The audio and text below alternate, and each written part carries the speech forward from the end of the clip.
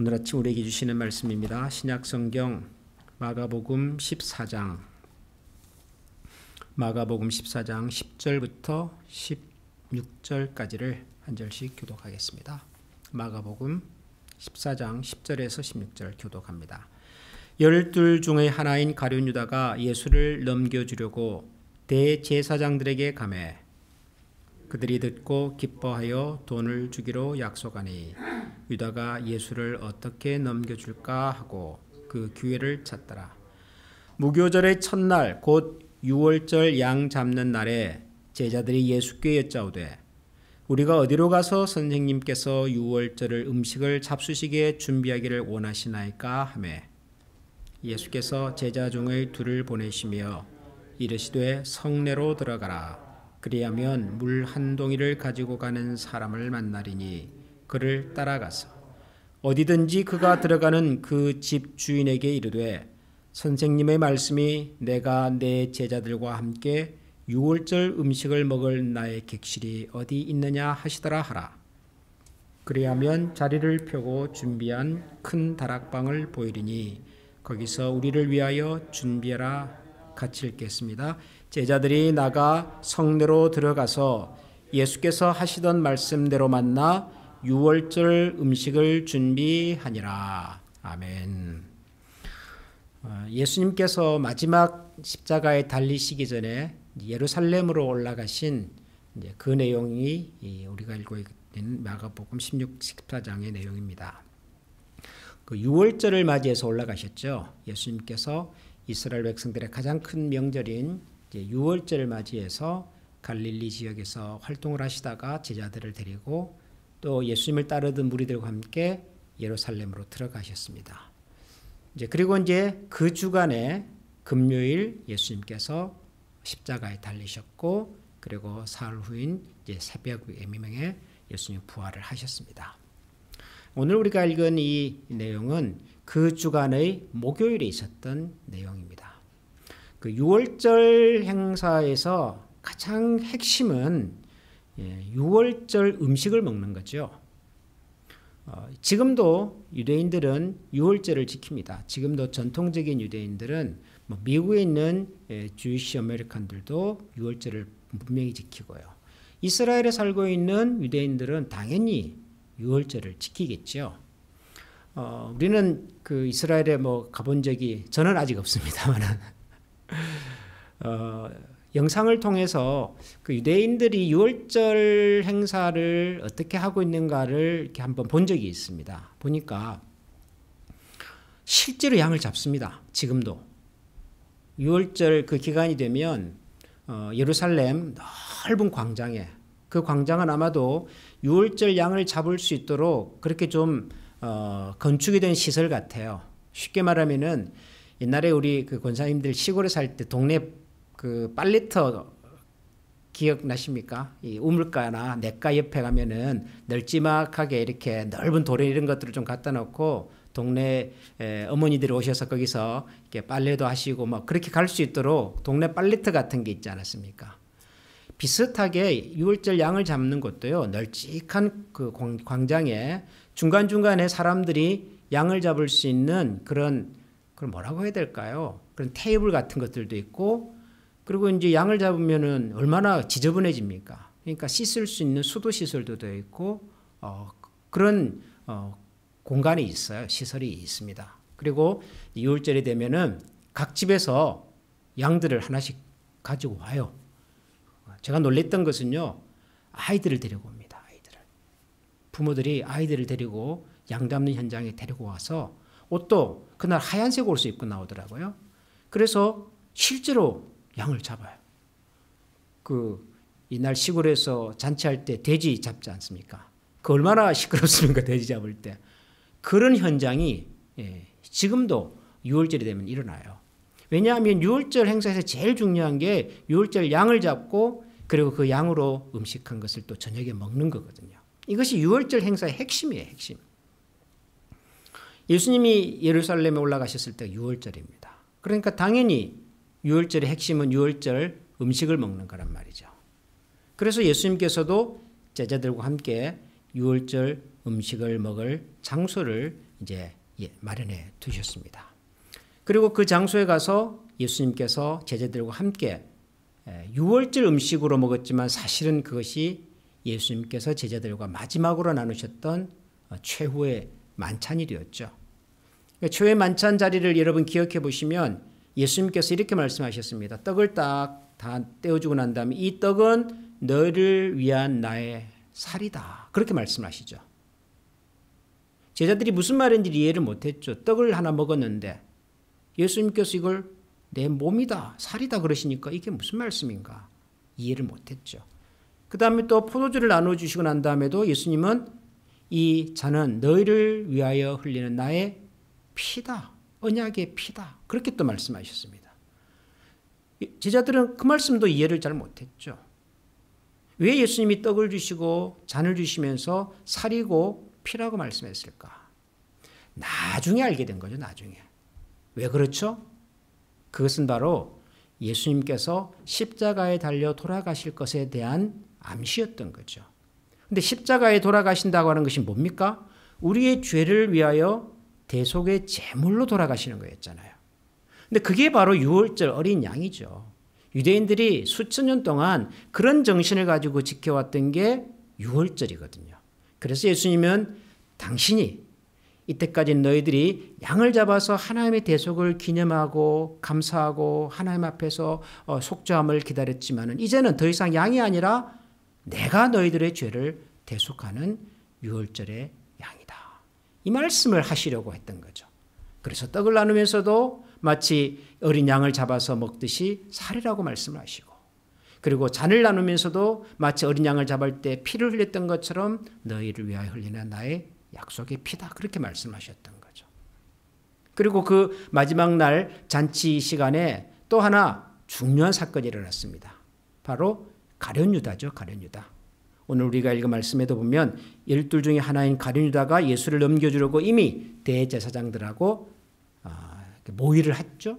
그리고 난 다음에 버젓이 아무 일도 없었던 것처럼 그 자리에 와가지고는 예수님과 함께 최후의 만찬에 참석을 했습니다. 예수님이 그걸 모르실까요? 예수님께서 오늘 이 자리에서 나와 함께 이 떡을 떼는 이 떡을 함께 떼는 사람 중에 나를 팔 사람이 있다. 예수님께서 가룟 유다의 배신을 또 암시를 하셨습니다. 예수님의 마지막 만찬에 관한 내용입니다. 굉장히 중요한 이야기입니다. 중요한 사건입니다. 그런데 이까지는 여러분들이 다 아는 내용인데요. 오늘 제가 여러분들하고 아침에 좀 생각해 보려고 하는 것은 다른 이야기입니다. 무슨 얘기냐 그러면 우리가 읽은 이 마가복음 14장 12절부터 16절에 보면 예수님께서 마지막 만찬을 가지셨던 그 다락방에 관한 얘기가 나오죠. 장소에 관한 얘기가 나옵니다. 유월절이고 유월절 음식을 이제 먹어야 할 시간이 가까우는데 함께 갔던 제자들이 가만히 생각을 해보니까 아무런 대책이 없는 거죠. 지금 유월절이고 유월절의 핵심은 유월절 식사를 하는 건데 유월절 식사를 어디서 하지? 누구랑 하지? 뭘 가지고 하지? 아마 제자들은 이런저런 생각으로 좀 마음이 복잡했던 것 같습니다. 그래서 예수님께 여쭤봐요. 예수님, 우리가 어디에 가서 유월절 음식을 먹을 수 있도록 준비를 해야 되겠습니까? 유월절 잔치를 어디 가서 준비를 하죠? 제자들이 그렇게 물었습니다. 그랬더니 예수님께서 말씀하시기를 성내로 들어가라. 그리하면 물 한 동이를 가지고 가는 사람을 만나리니 그를 따라가서 성 안에 들어가면 물동이를 들고 가는 사람이 한 사람 있을 텐데 그 사람을 따라가서 어디든지 그가 들어가는 그 집주인에게 이르되 선생님의 말씀이 내가 내 제자들과 함께 유월절 음식을 먹을 나의 객실이 어디 있느냐 하시더라 하라. 그 물동이를 가지고 가는 사람을 따라가서 그 물동이를 가지고 간 사람이 도착한 집주인에게 이렇게 얘기를 하라는 거죠. 우리 선생님께서 오늘 유월절 식사를 하려고 하는데 장소가 있습니까? 그렇게 말을 하라는 거죠. 그리하면 자리를 펴고 준비한 큰 다락방을 보이리니 거기서 우리를 위하여 준비하라. 네가 그렇게 집주인에게 말을 하면 그 집주인이 자리를 펴고 준비한 큰 다락방을 보여줄 테니까 거기서 우리를 위해서 유월절 잔치를 준비하라. 예수님이 제자들에게 그렇게 얘기를 했습니다. 그랬더니 16절 제자들이 나가 성내로 들어가서 예수께서 하시던 말씀대로 만나 유월절 음식을 준비했다 그랬습니다. 그 말을 듣고는 제자들이 예루살렘 성으로 들어갔더니 실제로 물동이를 가지고 지나가는 사람이 있었고 그 사람을 따라가서 그 집주인에게 얘기를 했더니 아마 객실을 내어줬던 것 같아요. 그래서 거기서 유월절 만찬을 가졌다. 우리가 예수님의 유월절 만찬 얘기를 읽으면 방금 우리가 살폈던 이 내용은 그냥 쉽게 지나갑니다. 장소가 뭐가 중요합니까? 그렇잖아요. 누가 초대를 했는지 그게 그렇게 중요하지 않으니까요. 중요한 것은 그날 그 만찬이 예수님께서 당신의 대속의 죽음을 제자들에게 설명해 주신 자리였고 또 그날 수건으로 허리를 두르시고 제자들의 발도 씻겨주시고 가룟 유다의 배신도 미리 암시하시고 이런 굉장히 중요한 내용들이 있었던 사건에서 이건 그냥 배경이잖아요. 배경. 예수님께서 어떤 동네 다락방에 가서 만찬을 했다. 그냥 배경이라고 해요. 배경. 그런데 이 배경이 예수님의 생애를 기록하고 있는 복음서 4권에 다 나옵니다. 성내에 가서 물동이를 가지고 가는 사람을 만날 건데 그 사람을 만나가던 따라가서 집주인에게 얘기를 하고 그리고 그 사람이 보여주는 데서 준비해라. 이 얘기가 예수님의 만찬 이야기를 기록하고 있는 성경에 다 나와요. 다 나온다는 말은 우리는 가볍게 넘어가는지는 몰라도 적어도 성경을 기록하셨던 분은 이걸 뭔가 의미 있게 생각을 했다라는 것입니다. 여러분 우리가 이 성경을 읽을 때 요즘 수요일마다 제가 성경에 관한 얘기를 하고 있는데요. 우리가 성경은 하나님의 말씀이다. 그러니까 그냥 하나님께서 처음부터 끝까지 다 그냥 우리에게 불러주시면은 사도들이 선지자들이 그냥 그대로 받아서 기록했다라고 생각을 하는데 성경은 그렇게 기록되지 않았습니다. 막 기계처럼 우리 가만히 있는데 하나님께서 정보를 푹 주시니까 자기도 모르게 막 썼는데 알고 보니까 그게 성경이더라. 그렇게 기록된 게 아니에요. 성경은 성경의 기자들에게 하나님 어떤 분이신지 하나님의 구속이 어떤 것인지에 대해서 여러 가지를 보여주시고 때로는 가르쳐도 주시고 경험도 하게 하시고 어떤 경우에는 직접 말씀을 주시기도 하셨어요. 어떤 경우에는 구약 성경의 모세 같은 경우는 직접 하나님으로부터 들은 말씀을 그대로 기록하면서 주께서 내게 일러 가라사대 그러면서 기록을 하잖아요.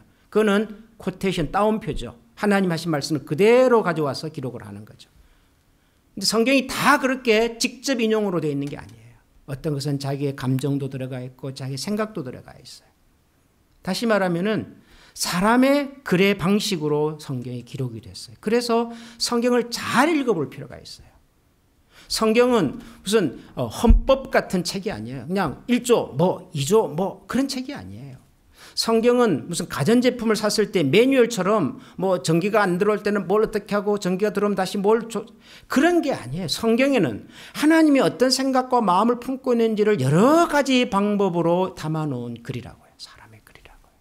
그래서 마가나 마태나 누가나 요한이 예수님의 만찬을 기록할 때 만찬 장소에 관한 기록을 굳이 남길 때는 그럴 만한 사연과 이유가 다 있는 거라고요. 우선 이 얘기를 가만 읽어보면은 좀 묘하다는 생각이 들어요. 왜 묘하다는 생각이 드냐 그러면은 제자들이 물었잖아. 예수님 우리가 어디서 만찬을 준비할까요? 그랬더니 예수님께서 마치 이런 거예요. 눈을 탁 감으시더니 제자들에게 성내로 들어가면은 물동이를 하나 들고 가는 사람이 있을 텐데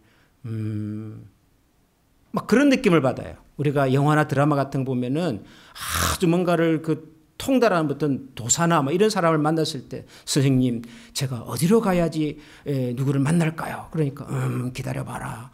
주문을 외우더니 동쪽으로 몇 걸음을 가고 거기서 서쪽으로 어떻게 가면은 그래서 귀인을 만날 건데요. 마치 우리가 그런 옛날 이야기 듣듯이 이 말씀을 읽어요. 여러분 이게 그런 건 아니에요. 물론 예수님이 하나님의 아들이시고 하나님께서 주시는 지혜를 가지고 계신 분이기 때문에 예수님께서는 앞으로 이 땅에서 어떤 일이 일어날지를 충분히 아시고 다 계획하시는 하나님의 섭리 속에 있는 거지만 지금 이 이야기는 그런 얘기가 아니에요. 여러분, 물동이를 가지고 가는 사람을 만날 것이다 그랬습니다. 제자들이 시내 갔더니 예루살렘 성내 갔더니 물동이를 들고 다니는 사람을 몇 사람을 봤을까요? 여러분 몇 사람 봤을 것 같습니까? 딱 한 사람 봤을까요? 여러분 옛날에는 수도가 없었어요. 그러면 물을 어디서 길러와야 되잖아요.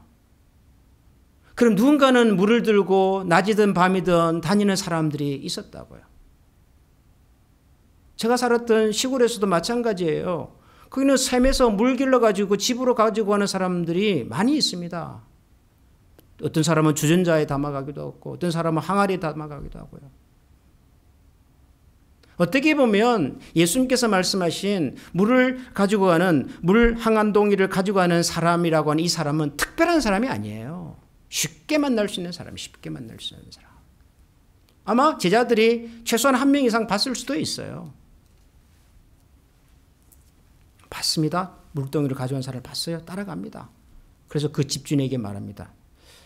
저기 우리 선생님께서 오늘 저녁에 유월절 만찬을 하려고 하는데 혹시 장소를 좀 주실 수 있습니까? 그랬더니 성경에 보면은 자리를 펴고 준비한 큰 다락방을 보였다. 그러니까 이 사람은 뭔가를 알고 있었구나. 그런 느낌이 들어요. 그죠? 예수님께서 뭐 사전에 미리 부탁을 했든지 아니면 예수님을 잘 아는 사람이든지 예수님 같은 아주 훌륭한 분이 올 것을 미리 알고 있었던 사람처럼 보여요. 그렇죠, 여러분. 그런데 예수님이 살던 그 시대의 이 유대인들의 집은요, 구조가 지금 우리 구조하고는 좀 다릅니다. 어떻게 보면 옛날 우리 한옥 구조하고 좀 비슷한지도 모르겠어요. 옛날 한옥 구조를 보면은 일단 안주인은 사실 안채가 있잖아요. 제일 내밀한 곳에. 외부 사람들이 잘 갈 수 없는 곳에 안채가 있죠. 그 다음에 바깥에 여러 사람들을 만나는 곳이 있어요. 그걸 뭐 사랑채라고 부르잖아요. 거기 딱 앉아가지고 대감마님이 앉아가지고 손님이 오시면 다들 거기서 만나잖아요. 마치 이런 것처럼 옛날 유대인들의 집도요. 집 가족이 사는 공간이 있어요. 하나의 건물인데. 그런데 그 집에는 반드시 뭐가 있냐 그러면 손님들이 오면은 손님들을 쉬게 하는 공간이 있어요. 일종의 게스트룸 같은 거죠. 그리고는 집 바깥에 가축들을 이렇게 관리하고 기르는 마구간이 또 있는 거죠. 모든 집은 이렇게 구조가 되어 있어요. 자기 가족들이 사는 공간이 있고 손님이 오면은 손님들을 쉬게 해주는 게스트룸이 있어요.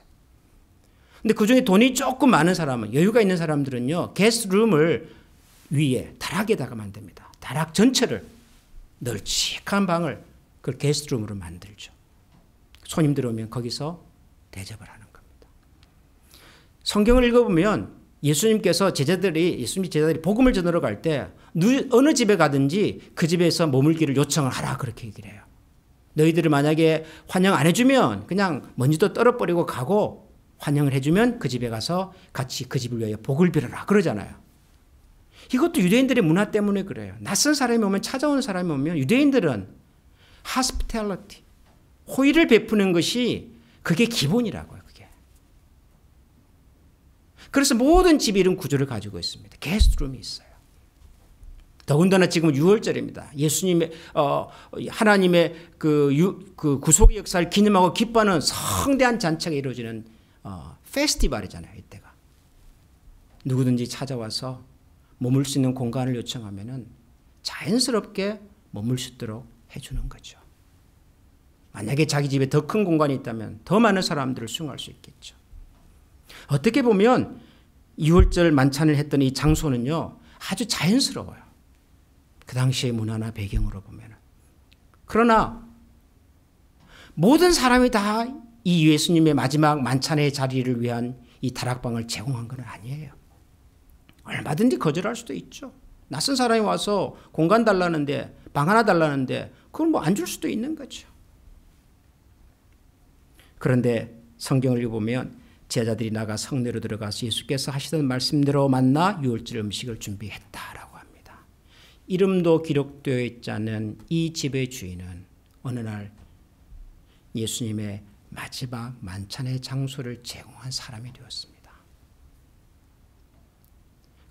자기 집에 찾아온 사람들이 어떤 일을 할지도 모르지만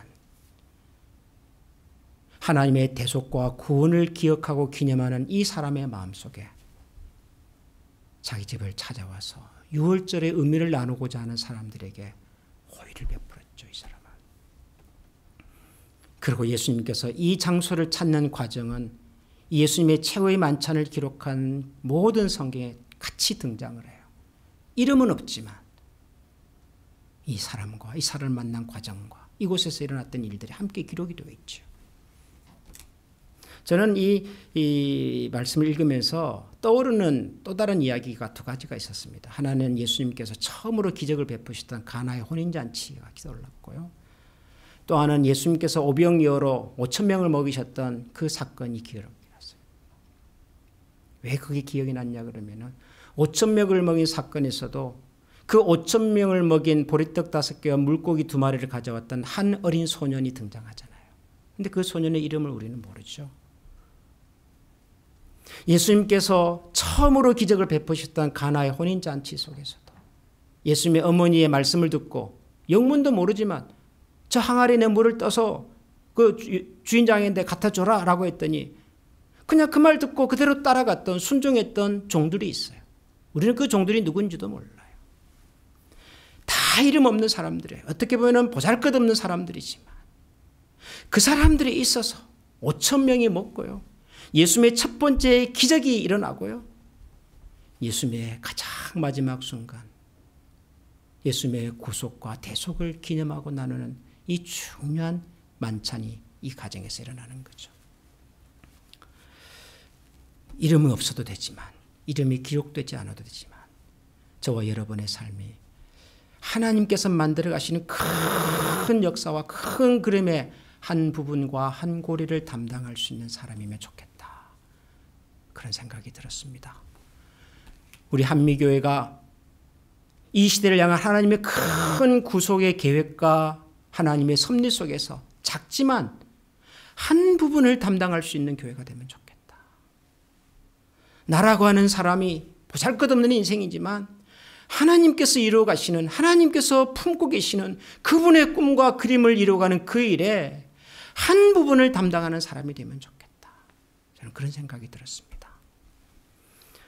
오늘도 이 아침에 우리가 함께 기도하면서 우리 자신을 위해서 기도하고 우리의 자녀들을 우리의 교회를 우리의 이웃들을 위해서 기도할 때 하나님 우리의 이름이 기록되지는 않아도 좋은데 우리의 삶이 하나님의 나라에서 정말 의미 있게 작은 부분이라도 하나를 책임질 수 있는 그런 인생이 되게 해주십시오. 그렇게 살아갈 수 있도록 저를 사용해 주십시오. 그런 인생이 될 수 있도록 제게 지혜와 능력을 더해 주십시오. 우리 그런 마음으로 한번 정말 담대하게 하나님 앞에 나아가서 기도하는 그런 아침이 되기를 소원합니다. 기도하겠습니다. 하나님, 성경에 보면 참 이름이 기록되어 있지 않지만 하나님의 구원의 역사에 결정적으로 역할했던 결정적으로 등장했던 사람들이 있습니다. 예수님의 만찬의 자리를 제공했던 이름 모를 이 집주인, 5,000명을 먹이는 사건에 조그마한 도시락으로 등장했던 이름 모를 소년, 예수님의 어머니의 말씀을 듣고 영문도 모른 채 물을 떠다 주었지만 그것이 바로 예수님께서 베푸신 첫 기적의 현장이 되었던 것을 목격했던 종들. 하나님, 저희들도 이 땅을 살아가면서 하나님께서 지금도 이루어가고 계시는 하나님의 크고 놀라운 구속의 계획의 한 부분을 담당할 수 있는 신실한 주의 사람들이 되게 하여 주시옵소서. 그러기 위하여 저희들에게 다시 한번 믿음을 더하여 주시고 소망도 더하여 주시고 하나님께서 하시고자 하는 일에 기꺼이 순종하며 나아갈 수 있는 신실한 주의 자녀들 다 되게 하여 주옵소서. 우리 자신이 그런 인생이 되게 하여 주시고 우리의 자녀들이 그런 삶을 살게 하여 주시고 우리가 사랑하는 한미교회가 그런 교회로 하나님 나라에 쓰임받는 귀한 믿음의 공동체 되게 하여 주옵소서. 예수님 이름으로 감사하며 기도합니다. 아멘. 하늘에 계신 우리 아버지, 아버지 이름을 거룩하게 하시며 아버지의 나라가 오게 하시며 아버지의 뜻이 하늘에서와 같이 땅에서도 이루어지게 하소서. 오늘 우리에게 일용할 양식을 주시고 우리가 우리에게 잘못한 사람을 용서하여 준 것 같이 우리 죄를 용서하여 주시고 우리를 시험에 빠지지 않게 하시고 악에서 구하소서. 나라와 권능과 영광이 영원히 아버지의 것입니다. 아멘.